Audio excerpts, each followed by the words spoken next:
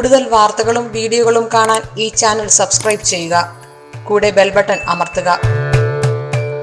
ജ്യോതിഷ വിഷയം അഭിജിത്ത് മുഹൂർത്തം എന്നാണ്. ഞാൻ നേരത്തെ അഭിജിത്ത് നക്ഷത്രത്തെ പറ്റി ഒരു പ്രോഗ്രാം പറഞ്ഞിരുന്നു. ഇത് അഭിജിത്ത് മുഹൂർത്തം എന്നാണ് പറയുന്നത്. നമ്മൾ ഓരോരോ ശുഭകാര്യങ്ങൾക്ക് മുഹൂർത്തം നോക്കാറുണ്ട്, ഇല്ലേ?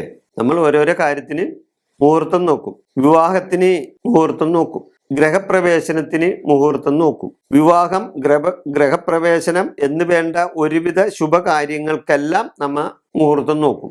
ഒരുവിധമുള്ള എല്ലാ കാര്യങ്ങൾക്കും മിക്കവരും മുഹൂർത്തം നോക്കിയാണ് ചെയ്യുന്നത്. മിക്കവരെന്നല്ല, ഏതാണ്ട് 99% പേര് മുഹൂർത്തം നോക്കി തന്നെയാണ് ചെയ്യുന്നത്. ഓരോ മുഹൂർത്തത്തിനും ഓരോ സമയം കാണാറുണ്ട്. ചിലപ്പോൾ ചില കാര്യത്തിന് ചില മാസങ്ങളിൽ മുഹൂർത്തം കിട്ടില്ല, ചില മാസങ്ങളിൽ ചില കാര്യങ്ങൾക്ക് മുഹൂർത്തം കിട്ടാണ്ട് വരും. അപ്പോൾ നമ്മുടെ സമയത്തിന് മുഹൂർത്തം കിട്ടാതെ വരുമ്പോൾ പലരും വിഷമിക്കും, ഇല്ലേ? നമ്മൊരു സമയം, ഒരു സമയം കണക്കാക്കി ആ സമയത്തിന്, ആ ഡേറ്റിന് ഒരു മുഹൂർത്തം കിട്ടാണ്ട് വരുമ്പോൾ തീർച്ചയായിട്ടും നമുക്കൊരു ബുദ്ധിമുട്ട് വരും. ചിലർ ജ്യോത്സ്യന്മാരോട് പറയും, എങ്ങനെയെങ്കിലും ഒരു ദിവസം, ആ ദിവസം ഒരു മുഹൂർത്തം എടുത്ത് തരണമെന്ന്. കാരണം അല്ലെങ്കിൽ അവർക്കത് ബുദ്ധിമുട്ടുണ്ടാകും. അപ്പൊ ചിലർ ജ്യോത്സ്യന്മാരോട് പറയും, ഞങ്ങൾക്കൊരു അന്നത്തെ ദിവസം ഒരു മുഹൂർത്തം എടുത്ത് തന്നെ ജ്യോത്സ്യരെ എന്ന് പറയാൻ സാധ്യതയുണ്ട്. അല്ലെങ്കിൽ കാര്യങ്ങൾ നീണ്ടുപോകും, പല നഷ്ടങ്ങളും വരുമെന്നും അവർ പറയും. അങ്ങനെ ചില പ്രത്യേക സന്ദർഭങ്ങളിൽ ജ്യോത്സ്യന്മാർ എടുത്തു കൊടുക്കുന്ന ഒരു മുഹൂർത്തമാണ് അഭിജിത്ത് മുഹൂർത്തം. അതായത് ചില പ്രത്യേക സന്ദർഭങ്ങളിൽ എടുക്കാവുന്ന, ജ്യോത്സ്യന്മാർക്ക് മാത്രമല്ല, ആർക്കു വേണമെങ്കിൽ എടുക്കാവുന്ന ഒരു മുഹൂർത്തമാണ്.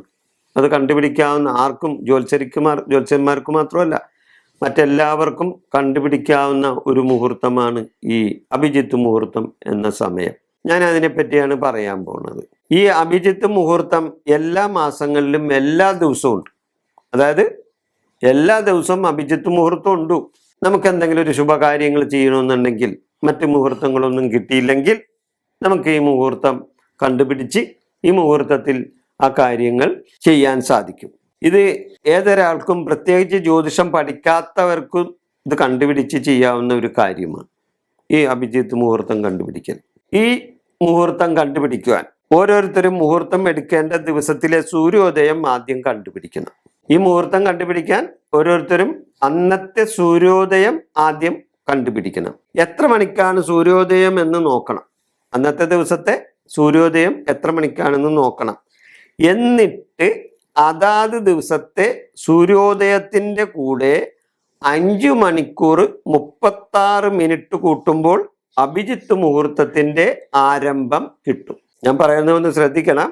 അതായത് അഭിജിത്ത് മുഹൂർത്തം എടുക്കണമെന്നുള്ള താല്പര്യമുള്ളവർക്ക് അന്നത്തെ സൂര്യോദയം എത്ര മണിക്കാണെന്ന് നോക്കണം. ആ സൂര്യോദയത്തിൻ്റെ കൂടെ 5 മണിക്കൂർ 36 മിനിറ്റും കൂടി കൂട്ടണം.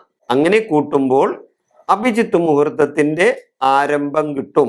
അവിടെ മുതൽ 48 മിനിറ്റ് ആണ് ഈ അഭിജിത്ത് മുഹൂർത്തം. അവിടെ മുതൽ 48 മിനിറ്റ് കിട്ടും ഈ അഭിജിത്ത് മുഹൂർത്തം. ഈ അഭിജിത്ത് മുഹൂർത്തത്തിനെ പറ്റി ഒരു പ്രമാണമുണ്ട്. അതായത് അഭിജിത്ത് നാമ മധ്യാഹ്നേ മുഹൂർത്തോ വൈഷ്ണവ സ്മൃത ഭഗവാൻ ചക്രമാതായ സർവദോഷോ വ്യബോഹതു എന്നാണ്.